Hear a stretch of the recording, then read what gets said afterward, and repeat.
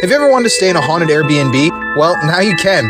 This is an old doctor's house on the grounds of a lunatic asylum that I'm staying in tonight. Here's a shot of the actual asylum that's right outside my door. It's called Central State Hospital. It's crazy. This house was inhabited by somebody that worked at the asylum back in the day. It's filled with photos of the building, and let me tell you, just being in there right now when I checked in, it's super, super creepy. Even when I was filming this TikTok, my father was outside bringing some bags in, and I heard some movement downstairs and yelled out his name saying, "Jeff?" And nobody responded. So, yeah, you can see the asylum grounds from outside the windows. There are over 25,000 patients from the lunatic asylum that are buried here on the grounds of Central State Hospital. Most of them do not have names on their gravestones because they are lost in burial plots that they don't know where they exist. And also, here's a shot of the extremely creepy asylum building right outside my window. We arrived at the house. We then proceed to all go upstairs to bring our luggage up. I walk through the primary bathroom in the bedroom with our kids, and my husband is behind us. Immediately after my husband walked through the doorway connecting the two rooms, he was shoved so forcefully and abruptly he fell to the ground and didn't even put his arms out to catch his fall. He fell flat on his face with his arms to his side as if he had no control. A few seconds later, he gets up and is in the fetal position, shaking. I feel like I need to make it known that my husband is a veteran and did multiple tours in Iraq and has experienced things that no one ever should have to. He's not easily scared or fearful of anything, so to see him shaken up was wild. At this point, I'm trying to get my kids out of this situation when our 5-year-old proceeds to say, "Mommy is going to die." Ooh. The stairs, Mommy is going to fall. This entire experience happened so quickly. We got the kids out and my husband grabbed our stuff and we left. We went over to the Bryce and got a room. I called the rental company and told them we wouldn't be able to come. I didn't know what else to say. I couldn't even begin to explain what just happened at the house. We didn't ask for a refund or receive one or offer any other explanation, just simply that we would not be coming. I've seen things, felt things, heard things, but nothing like this. I still won't go past the house. I want nothing to do with it. I have friends and family say that they want to rent it. I let them know they are on their own because I would never want to go back into that situation again. Thank you for letting me share our experience and for having such an awesome podcast, Devin. So interestingly, I actually have a story about this house that was told to me about a month ago by some guests. I know, a group of teenagers, and they all loved ghost hunting. And their parents indulge it, so they take them to haunted places around America and all that. It's like a family activity. Okay. And they recently had stayed at this location because I asked them for the address after they told me what happened, and they looked it up. What? And it was two boys. They were probably about 16, 17 years old, and they were staying in one of the upper rooms. And they both had this experience where they were sleeping and they saw a man in the doorway who walked in, and the room filled with this kind of smoke of sorts. And when the man got up to them, it started choking each of them, one hand on each throat. This was a guest? Yeah. Like at the Savannah Underground? Yes. It happened at this exact address. We might need to do an investigation there. Right. Yeah. But yeah, so I'm about to rent it up. Rent it up. Okay, so if you guys believe in ghosts or hauntings or anything like that, you need to hear the story that I'm about to tell you. Okay, so my husband got a temporary job working for 2 weeks with this company on the Idaho-Utah border. And he was like, well, I need you to find me a place to stay. So checking Airbnb, there's like nothing out here in this area, right? It's a really, really small city. It's population 100, like very tiny. So I'm on Airbnb and I find him this little cabin and it's cute, cozy, I didn't think anything of it. So I booked it. It was not expensive at all. Should have been a red flag. But anyway, he gets there and he checks it out and he's like, oh, this is perfect. It's cute. Like, this will work for both of us because he's there with another coworker. So anyway, they get all cozy, comfy the first night, and my husband goes to bed around 9 o'clock. Well, he says around midnight he woke up like abruptly. Like, he wasn't sure what was going on. He was kind of confused why he just woke up. It was like almost like he was in a panic when he woke up. And he hears just loud, heavy scratching, like against the grain of wood. And he's like, what the hell is going on? And he said it was super loud. It didn't sound like it was coming from outside. It sounded like it was coming from inside. And it just progressively got louder. Like, he said he was in there for about 40 minutes and it went from quiet to just loud, deep scratches. And maybe it's a critter, maybe it's a bear, maybe it's something, I don't know, but it's loud and it's scratching. He finally fell back asleep like an hour after all this noise stuff started. Woke up in the morning, everything was kind of normal, went to work. He gets home from work, same thing. He washes up, hangs out for a little bit, goes to bed about 9. Wakes up again, midnight on the dot, okay? And he is in a panic again. His heart is racing. He's like, what is going on? Boom, loud scratches start, okay? And he's like kind of freaked out at this point because now it's 2 nights in a row. There's no way midnight on the dot for 2 nights in a row is going to be some animal, okay? So, and he's so freaked out that he doesn't even want to look around. It's pitch black. There's nothing out there around them, just that cabin. This is where it starts to get weird. He said he was sleeping, and when he had woken up, his pillowcase was ripped out from under his head and just crumpled and thrown into a ball on the floor next to him. I don't know what would have caused that and what would cause the scratching at the same time, but that's not normal. So he falls back asleep about an hour later, all freaked out. He played on his phone for a little bit and passed out. Wakes up for work, goes to work, but he leaves all of the lights on in the Airbnb this time. He's like, I'm going to trigger something. Like, I want to make sure I'm not going crazy. I'm just going to leave all the lights on. He gets home from work. Every single light is turned off. Now, at this point, he's freaking out. He's like, I'm going to call the Airbnb host. I want to see if they came over here, if they cleaned, if they turned off the lights, like what's going on. So right as he's about to call her, she actually pulls up. She wanted to check on everyone, see how the house was. Just, okay. Apparently, she lived close by and was driving by and seen them outside. So they're like, hey, what's going on? You know, is there something up with this house? And she immediately is like, uh-oh, what happened? And he goes and he tells her every single thing that I just told you guys. And she goes, I probably need to put a disclaimer on the Airbnb ad. Because apparently this happens a lot. She said people have seen ghosts, shadow figures, heard noises, things have been dropped and broken out of nowhere, just bizarre stuff. She also said that the cabins, all 3 of them that she owns, were built in the 1860s, I believe it was, and everyone has experienced something paranormal. One of the cabins had a little girl that was boiled to death in the 1800s in it, and they see her ghost all the time. So obviously, after hearing all of this, my husband's a little freaked out, okay? So he goes back inside, and we had told him, like, oh, flip the mirrors around. You know, we're getting really deep into this now. Any mirror that you see, flip around. So he goes back into his bedroom, and he starts flipping all of the mirrors around, and then he starts to pray. He, like, closes his eyes, and he's praying to himself, and he gets zapped in his ear. He said there's nothing around him. He feels a zing in his ear that he feels all the way down his body. He is freaking out. He runs outside. He's, like, got the chills now. He's like, I don't know what is going on, Amber, but I gotta get the fuck out of here. Something weird's happening. So about 20 minutes later goes by. He calms down. He's like, you know what? I'm going to stick it out, and we're going to see how night 3 goes. And that's where we're at. We're going on night 3 right now. And I'm freaking out that something weird's going to happen tonight, guys. An Airbnb host tried to unalive me and my dad when we were on a skiing trip in Colorado. Here's the story. Okay, so my dad and I take a yearly skiing trip. We always go to Colorado and we go ski in Vail, and we always get an Airbnb because that's how we roll.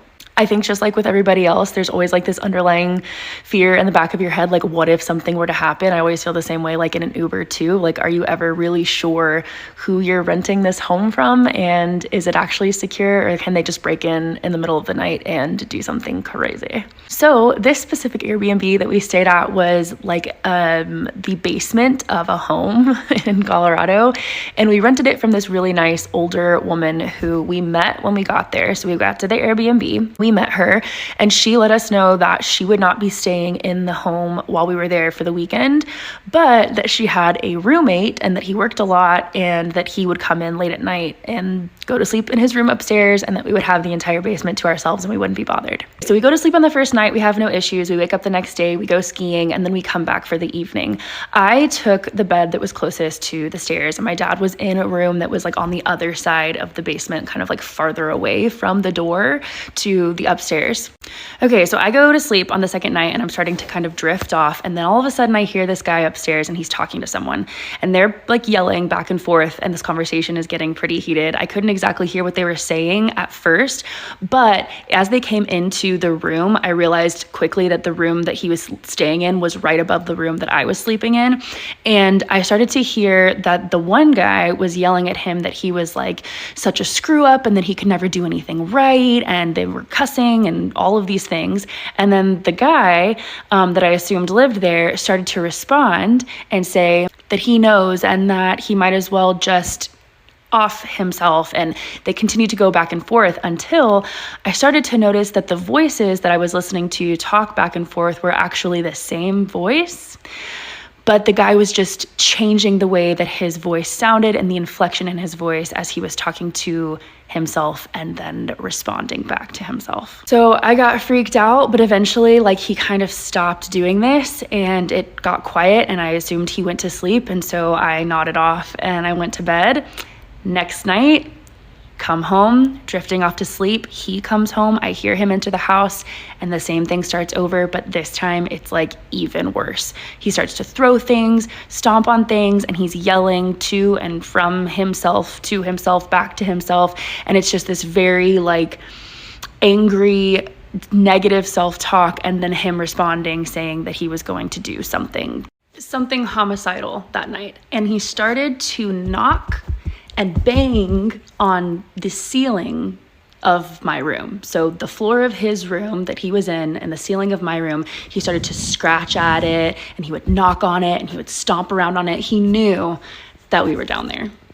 At that point, I hear him start to run down the stairs, and he would like run down the stairs and stomp, and then he would stomp and go back up the stairs. And so I get up out of the bed and I go out of my room and I stand at the bottom of the basement stairwell, and I'm looking up at the door that's at the very top, and he's running down the stairs, and then he would come and he would stand right in front of the doorway to the basement, the entrance to the basement. I stand there for a little bit and I can see like the shadows of his feet, and when he runs down the stairs he gets really quiet, and he would like creep up to the door and stand there, and just the shadows of his feet would be below like the door in the crack, until he started to jiggle on the door handle and stick his fingers through the bottom of the door and jiggle on the door handle. Then he would run upstairs and like throw things around and then run down the stairs again and come and start jiggling on the door handle and trying to move the door. So I went and I got my dad and I woke him up and I was like, hey, the guy that lives upstairs is probably having some sort of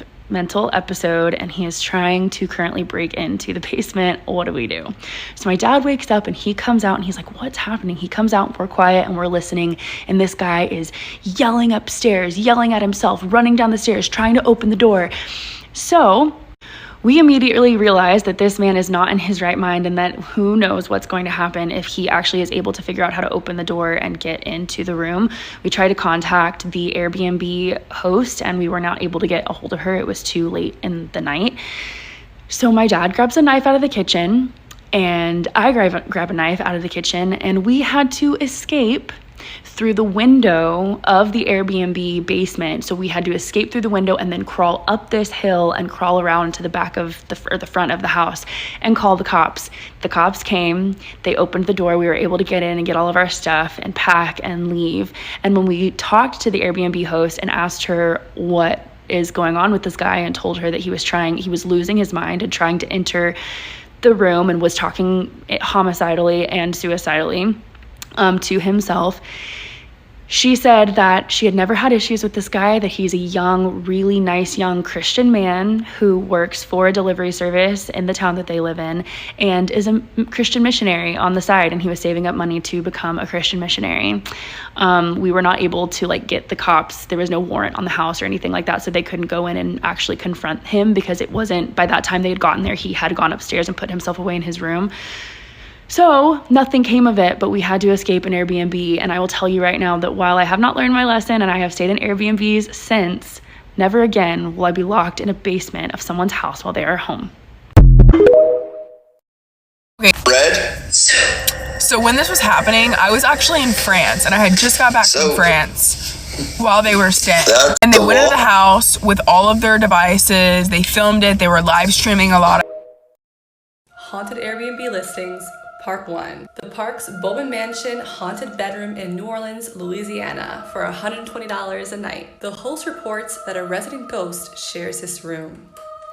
The ghost is believed to be a young girl who lived there from 1887 to 1915. People there have seen glowing orbs, heard footsteps and doors opening and closing. Lights have turned on and off, and sometimes small objects have gone missing and then reappeared in unlikely places. Guests have even reported tapping on their back and feeling the sensation of someone sitting on the bed with them. Would you stay in this Airbnb? Some of these Airbnbs be haunted as hell. And even if you feel bad vibe, you won't even know it until something actually happens. I'm gonna tell y'all this story about when I was in an Airbnb with my boyfriend, my sister, and her boyfriend. Tell me why we get there. And first off, like, it was a cool house, but I also felt like a weird vibe. But I wasn't gonna make it a big deal because it was an Airbnb. It was only gonna be for a few days, whatever. So there was a room there that I wanted, but my sister and her boyfriend ended up getting it. But it was fine because, again, we were only sleeping there for like 3 days, so that'd be 2 nights of sleeping there, right? Tell me why the first night of us sleeping there, my sister ends up having like a really bad sleep paralysis in that room. The next day she told us, she was like, yeah, I just had a really bad sleep paralysis. You know, I could feel my body was being held down and it was super bad vibes, you know, things like that. But at the end of the day, because we were at the Airbnb, I didn't think much of it, but I did take into consideration that I did feel bad vibes on that first day. Well, then anyway, the next day, I remember I kept 2 slippers by my side of the bed. You know, I left the slippers there. We were all chilling in the living room for a bit. We even went out. So no one was in the room or the house at all besides us. When I walked back into the room that night, one of my shoes were flipped upside down like this while the other one was still right.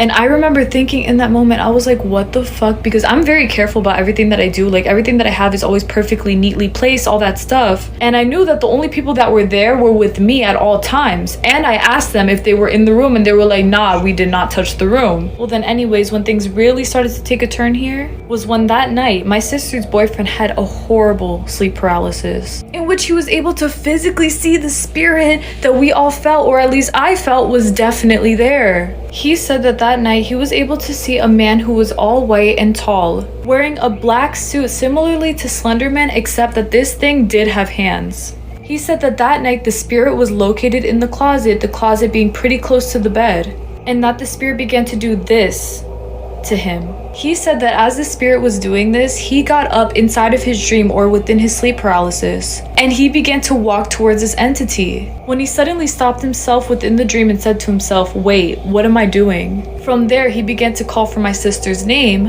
in which she was able to hear him mumbling in his sleep, calling her name, trying to get her to wake him up.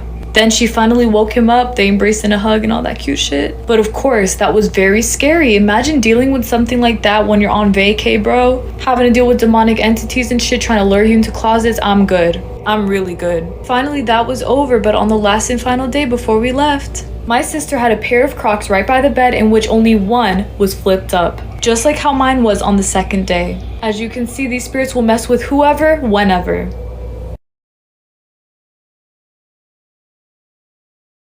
Okay, continuing on with the haunted house Airbnb that I own. I own 10 Airbnbs in Southwest Florida. One of them is kind of giving me the heebie-jeebies. I don't know if you guys say that or not anymore, but it's giving me the heebie-jeebies. Let me just run it up what's happening already so far. So far, my cameras have gone out completely. My garage door is opening and closing on itself. I had my pool guy driving around, and he's like, hey bro, your garage door is open, it's about to rain. I looked over there, it opened at like 3-4 in the morning. I'm not awake at that time, so something opened the garage. I'm getting countless alerts, like back to back to back to back, that's saying that the front door is opening and closing, but like open, close, open, close, open, close, open, close. The back doors, open, close, open, close, open, close. So something's like doing this to it, right? Like open, close, open, close, open, close, open, close, you know what I mean? So that happened. Also, in the middle of the night, my garage door opened and a dog came out. Nobody was there. I had no guests staying there at the time. A dog opened the garage and left. Let me also preface all of this with, I don't believe in ghosts. I don't believe in ghosts. I don't believe in spirits. I'm not really religious like that. I don't believe in it, but I'm still terrified of the thoughts of it being real, if that makes sense. Now that I got that out of the way, right, people are telling me sage the house, do potpourri in the house, salt around the house, right, baka baka. I don't believe in that stuff. I don't believe in that stuff, right? I went there, checked it out, I said hello a bunch of times, and you guys made fun of me because I said hello a bunch of times. I'm on my way over there right now. Why am I on my way over there? 2 reasons. One, my cameras are completely out. I don't know why. I just gotta go and reset them and reset the whole thing. I don't know why. There's been storms. Maybe that's why. Maybe my alarm is also glitching out. I don't fucking know. Also, I have stuff to bring over to the garage, right? Because I'm using the garage as storage. Now, this is the scary part. I had a guest. I had a guest staying there that texted me at like 1 in the morning saying, hey, they had to leave the house. They didn't tell me why, they didn't tell me for who, or say it's an emergency. They just abruptly said they have to abruptly leave the house. I don't know why. So they paid money to stay at my house, and they just left after like they didn't even stay the whole night. They got there, right, baka baka baka, the pool, they enjoyed it, whatever, and they left in the middle of the night. Why did they leave in the middle of the night? I don't know. They didn't say why. Now, I don't want to pressure them. You're like, hey, what the fuck? And you just see a ghost. You know, it's not okay. So I'm on my way over there right now to go see what's going on. Here's some more New Orleans ghost stories and legends. There's one legend that I'm surprised no one has really talked about. Have you heard about the Devil's House of St. Charles Avenue? This is an oldie but a goodie. It talks about how the devil came to New Orleans, took a mistress, and built her one of the most luxurious, ornate mansions off of St. Charles Avenue in one night. Let's just say that this legend doesn't end well for Madeline, as we talk about the devil that visited New Orleans and lived off of St. Charles Avenue. Sometime around the late 1820s, according to legend, the devil took himself a mistress, a young French mistress by the name of Madeleine Frenot. Madeline was very beautiful and was very much sought after, and she caught the eye of the devil. The devil was so smitten with Madeline that he built her a luxurious mansion off of St. Charles Avenue, specifically off of 1319 St. Charles Avenue. Some say that the mansion was built overnight, while others said that it actually took 7 days. Those who were lucky to enter the mansion said that the rooms were oddly shaped and set in different floors of the house. That the devil never entered the house through the front door, but only through the front gable. Those who lived near this house would state that at sunset they would see the devil peering down the street from one of the windows of this mansion. Now, it was rumored that the house had servants, except that these servants were little demons. The demons were there to serve both the devil and Madeline. Now, it was also said that they would dress her up every morning in the most lavish of clothing and in the most expensive jewelry, provided by Daddy Devil. But Madeline grew very bored of her lavish lifestyle and grew bored of the devil. We already know where this is gonna head to, right? So one day she meets a very handsome young gentleman by the name of Alcide Cassian. And let's just say that they really didn't keep this affair under wraps, because the devil is going to know. He knows all and sees all, right? So one night Madeline's hosting this dinner, this very fancy dinner at the house. Herbo, the devil's there along with her side piece. Alcide takes Madeline to the side and tells him, look, your man, the devil, made me an offer. He would give you to me along with $1,000 under one condition, that we would have to adopt the name Mr. and Mrs. L. But Alcide tells Madeline that he actually declined the offer because womp womp, he got a little tired of Madeline. It was one of those, it was nice, it was swell, I wasn't really looking for anything serious, so I'm going to step away, which caused Madeline to be enraged with some major fury. While all this is happening, like the devil's like looking at them like a tennis tournament, eating that crawfish etouffee, like But Madeline grew so enraged with Alcide that she ends up unaliving him, causing all those in the dinner party to leave in fear. That's when the devil decided, oh, I need to clean up this mess. So he ends up consuming both Outside and Madeline. In other words, he devoured them all. And that's when the devil disappeared from New Orleans for good, supposedly. Many say that the mansion stood abandoned for several years until families moved in and immediately moved out. Many people said that the house was negative and it was haunted by Outside and Madeline, that the events that occurred that night and dinner were constantly repeating in the house. Blood-curdling screams of the guests and the spirit of Madeline replaying those moments of her unaliving Outside. So what happened to the house off of 1319 St. Charles Avenue? In the 1930s, the house was torn down and the property was turned into a parking lot for a bit. Hey, you can still visit 1319 St. Charles Avenue. Hell, you can even stay the night at the Maison St. Charles Hotel. But is it haunted? According to staff members and even guests, they haven't had anything unusual happen to them or seen anything out of the ordinary. So have you heard of the story of the Devil of St. Charles Avenue? Let me know in the comments. Let's stay haunted and stay weird, friends. What if you stayed at an Airbnb and the person in charge of the Airbnb told you, after a certain time of the night, if you hear 3 knocks on the door, do not answer? Would you still stay at that same Airbnb or would you try and go somewhere else? If Ghost Talk told a story about, of course, New Orleans, the French Quarter, very mystical and scary, I definitely want to go and visit one day. The host told the girl, let's call the girl Kate, I think that's her name, when you stay here, if at night after 11 o'clock you hear 3 knocks on the door, please do not go and answer it, just ignore it. It would have been enough for me to say, you know what, maybe I'm gonna look somewhere else. First night was okay. The second night she was watching TV and she heard like 3 soft knocks, bam, bam, bam. She said she went and she looked through the peephole. She said when she looked, she said it was the most gorgeous guy she has ever seen in her life. You see how man can get in a trouble. Pale skin, nice hair, and the most gorgeous eyes. That melt now. But she remembered what the host told her. So she know through the door, hi, how you doing? May I help you? I left my charger inside. But, this is not the person that owned the Airbnb and I was told not to let anybody in. Maybe it could be somebody that stayed at the Airbnb like in the day before or whenever. Said, okay, let me check for you. So hold on. And then she said, listening. And he kind of mumbled something that she couldn't really hear. So I guess without thinking, she cracked the door because I guess this guy's so gorgeous and handsome. He said to her, got it. That's all I needed, and winked. And that was it. So she found it kind of strange and she closed back the door. You know, she was getting ready to go to her meeting. So she went in the shower, had her hot bath and everything. And when she came out, it was fogged up. And when she looked, she saw invited written on the mirror. She was wondering if the lady came in the apartment, snuck in the apartment and wrote invited on the mirror.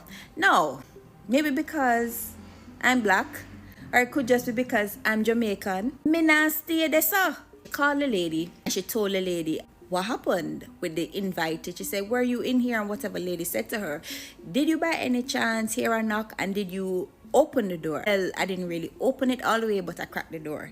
The lady just got mad and hung up the phone on her because the lady don't tell her what it is and she's still. After the meeting, came back home watching TV. She noticed she started to see like some shadows, like figures running up and down in the house. First she thought it was like the reflection from the TV, but then she realized it was just shadows moving around. So when she looked outside, you know, like you feel like somebody's staring at you.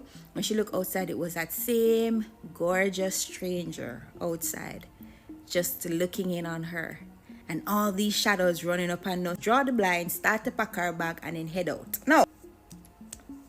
All of that wouldn't have to happen for me to be gone. She started to tell me a story that after 11 o'clock, if you hear boom, boom, boom, do not answer.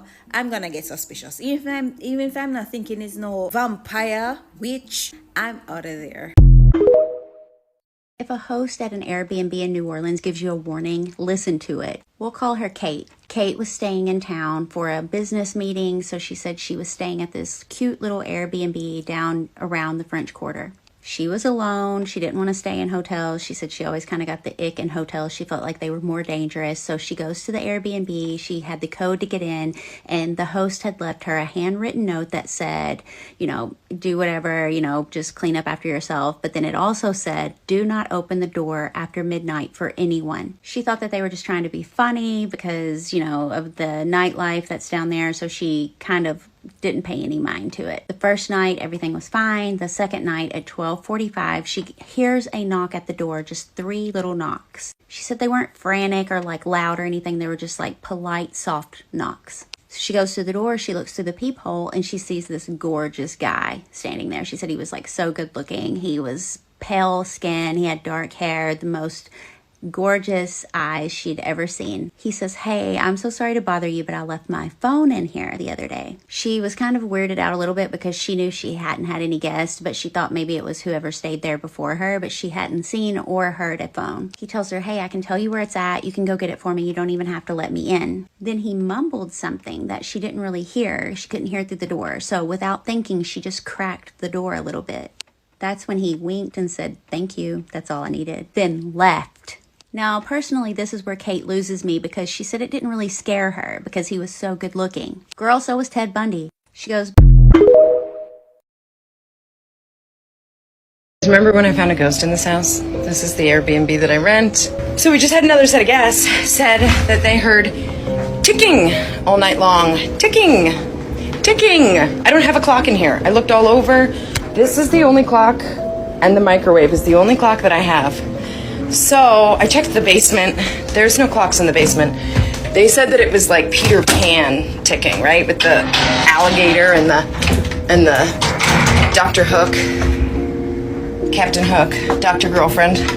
So I'm heading up into the attic. Why? I don't fucking know. It heard ticking. So I gotta go and see. You're coming with me in case I die. Shit. Alright.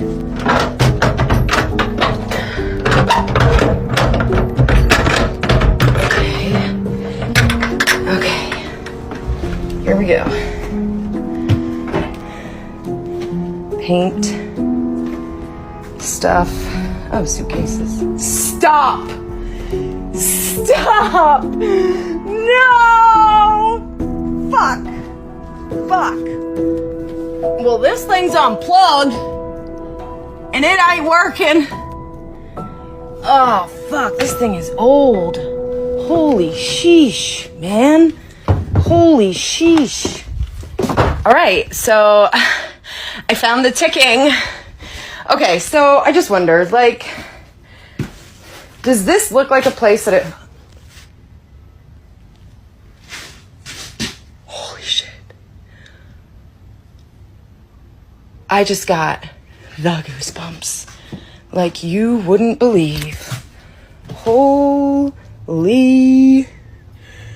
shit. This is somebody's home. Okay. Okay. Well, I want that clock. Do you think if I bring that clock home with me, Ghosty's coming? Hey, babe. Go on and get your snack. That's okay. They better be healthy. Remember what I said, this week, healthy snacks only. There is this young lady. Let's call her Jenna. Now, when Jenna was at school, she was always quiet. She was nerdy. And she was definitely one of the weird kids, right? Not that she was weird, but because she wasn't popular, people just thought she was weird. Y'all know how kids are. Anyways, Jenna's dream was to hang out with the popular girls. Mind you, this is elementary school, right? There's this set of popular girls. They would have sleepover together. They would have play dates. They would play at recess together. And they seem like they're great friends and they have a lot of fun. And Jenna wants to have fun too. She wants to have friends. Jenna has no friends. And one day, Jenna expresses this to her mom. And this made her mom very sad. So her mom is like, I got to do something about this. So her mom takes it upon herself to speak to the parents of the popular girls, saying that she would like for Jenna to participate in some of the sleepovers and stuff like that they have, like play dates. And the parents were more than happy to do that. They were like, yeah, of course, the more the merrier. The girls always have fun. We always do things together. So yeah, we would love to have Jenna over. And they're like, we're actually having a next sleepover next weekend. Why don't you bring Jenna over? Pack her with some, sleeping bag, toothbrush, everything that she needs. She'll be fine. So mom is like, okay, well, sounds good. She's excited for Jenna. Jenna gets to have the sleepover that she always wanted. And so Friday comes after school. She drops Jenna off. And when Jenna gets there, one of the moms are like, hey guys, this is Jenna. I know you guys know her from school. She'll be joining us for sleepover.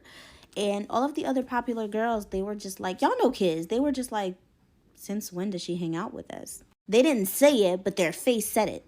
And one of the moms peeped it and was like, and I need y'all to be nice to Jenna. If I hear anything, y'all gonna be in trouble. So they're like, okay, cool. So parents get a snack, they have movie time, and now it's time for them to just, how you and the girls, y'all have pillow fights is from the movies. But you and your girls, after y'all done have snacks and movies, y'all just in the room talking to each other, playing games. And so they're playing games, they play board games, and they decided that they wanted to play Truth or Dare. Now, before I go on with this story, I should let you know that in the town that Jenna lives in, there is this house, this abandoned house that has so many myths to it. But the biggest one is that there's a shadow that can be seen at 3 a.m. every day, every night, at one of the windows of the abandoned house, which is weird because it's abandoned. Nobody lives there. And legend says anyone that has entered that house never came back the same. And they were talking about that, right? Because that became one of the topic of discussion. And so when it got to Jenna's turn and Jenna had to do a dare, they dared Jenna to go to that house. They dared Jenna they'll get there at 3 o'clock, and all Jenna has to do is take a picture to see who it is that appears at 3 a.m. every night. And immediately Jenna's like, no, I don't want to do that. That's scary. But mean girls, they peer pressure her into agreeing to do it. So boom, they wait until 2:55 a.m. They sneak out the house. They go to the abandoned house because it wasn't too far. They all stood about 2 houses down from the abandoned house because they didn't want to do it themselves. They sent Jenna up there. Now, what Jenna was supposed to do, like I said before, is go on the second floor, wait till it's 3 o'clock, see who appears, and take a picture of them. Now, when Jenna got to in front of the house, she was terrified, and she decided, I'm not going inside. I'm going to just stay right here from outside and take whatever picture I need to take from outside. And the girls are like, oh my gosh, you're so chicken. And Jenna's like, I don't care. I'm going to stay right here. I'm not going inside though. So they're standing there, Jenna's standing in front of the house, and they're timing, and it hits 3 o'clock. So she pulls out her phone, and she points it to the second floor. And a part of Jenna believes that this is all made up, this is all myths, and she wasn't going to get anything anyway. She's just going to see that it's nothing, they're going to see that it's nothing, and they're going to go back home. Except when Jenna pulled out that phone, there was a shadowy figure in the camera, but she couldn't see it with her eyes, but she could see it in the camera. And at that moment, Jenna wanted to run, but her body froze because she's looking. There's nobody, but when she looks at her phone, there is a shadowy figure that looks like it's facing her and it's looking right at her. So one of the kids, they see Jenna, they're like, what is it, Jenna? And Jenna turned to look at them in terror. They see the terror on Jenna's face, and Jenna looked back at her phone, and the figure was gone. So she looked back upstairs again. Again, nobody is there. It's not until she looked straight forward towards the front door of that apartment, that house, there was the figure. It wasn't on her phone. It wasn't on the second floor. It was in front of the front door this time. And it's kind of like off the scary movies. The moment Jenna saw it, it launched at her. But the thing is, when it launched at her, it didn't hit her or anything like that. It stopped right when it got next to her and whispered something in Jenna's ear. And Jenna passed out right then and there. The next thing she remembers is her waking up in the hospital. Her mom is there. The kids are there. The kids' parents are there. She woke up, she opened her eyes to look at everybody. She saw her mom, and she went to speak to her mom, except she couldn't. She opened her mouth to speak, but nothing came out. She tried to scream, cry, do something, but she couldn't. Her voice was gone.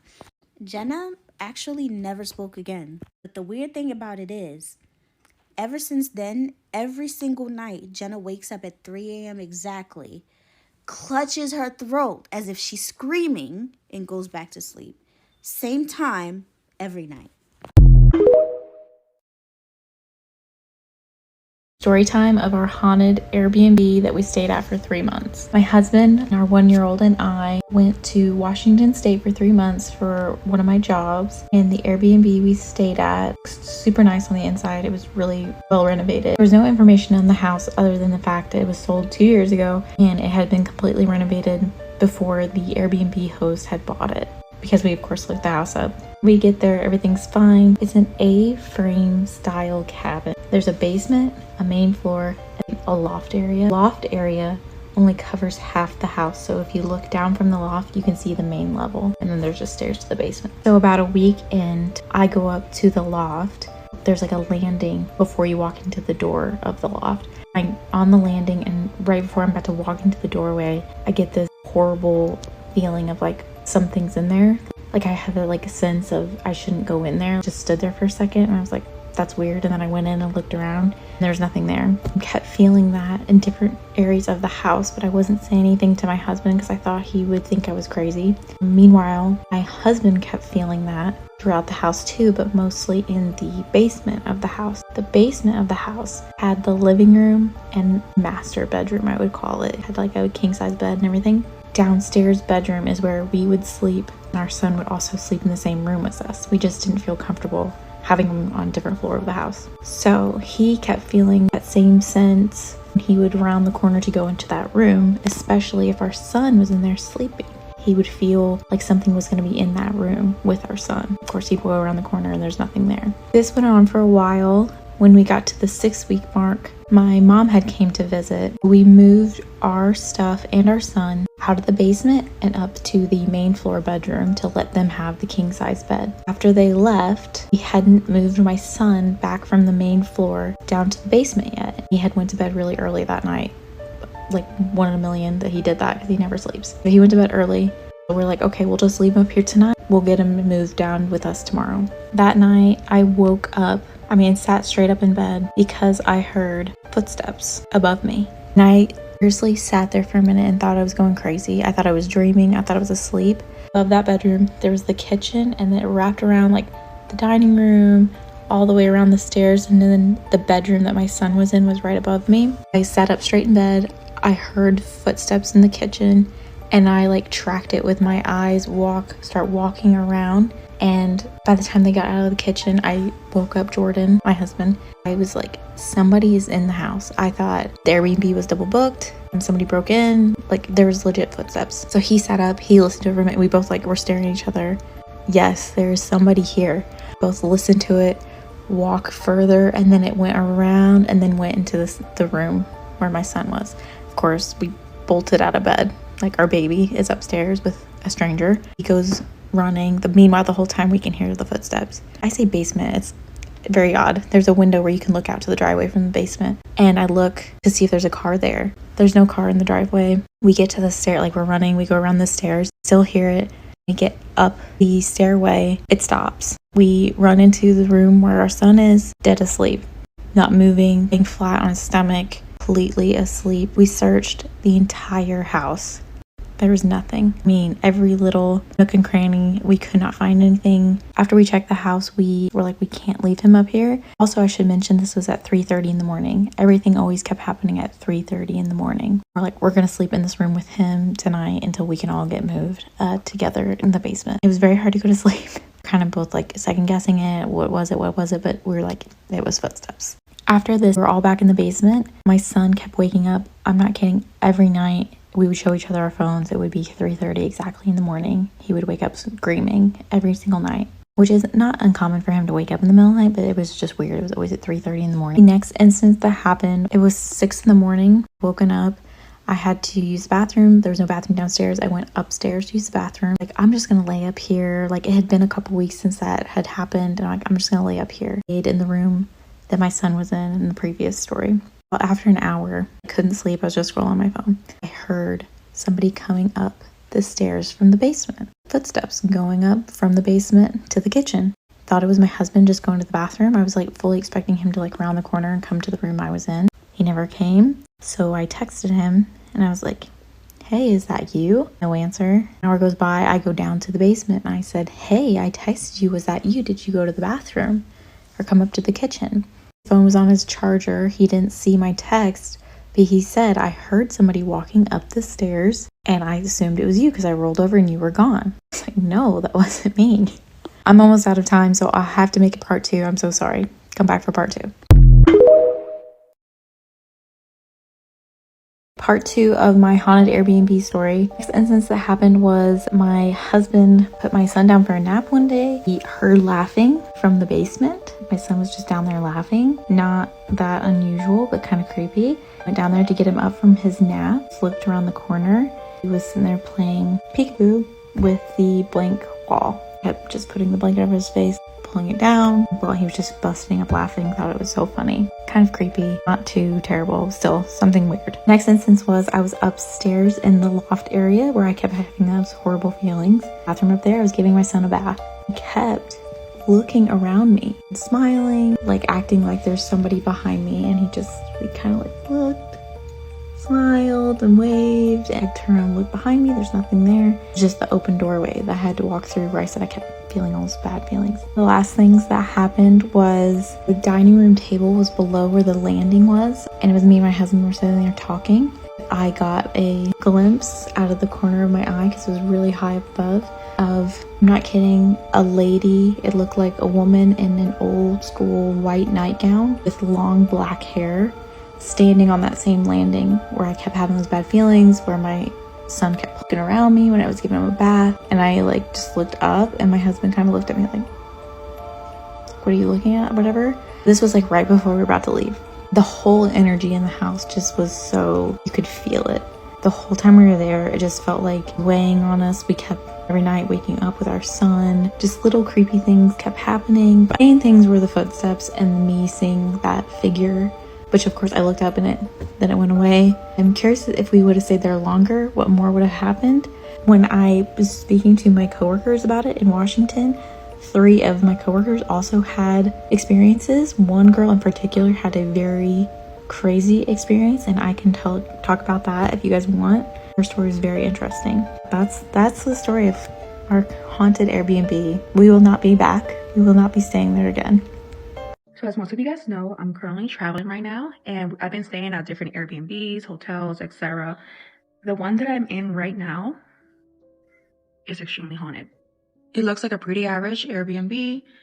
We slept in that room over there. Everything was fine when we first arrived. We unpacked, took showers, and went out to dinner. When we got back, we kind of just laid on the couch, watched some movies, and went to bed. The minute I laid down in bed in that room is when I felt it. Like, I can tell when I'm about to have any type of experiences, because when I close my eyes, it almost feels like my soul is like leaving my body. It's just a weird sensation that I get. So it makes me wake up. I was like triggered. I was like, maybe this is like my spirit guides trying to warn me that maybe something's gonna happen. So I forced myself to stay awake. It started off with this like African American woman coming into the room arguing with someone. She looked like she was dressed from like maybe the 1920s or 30s. She had like a head wrap on her head.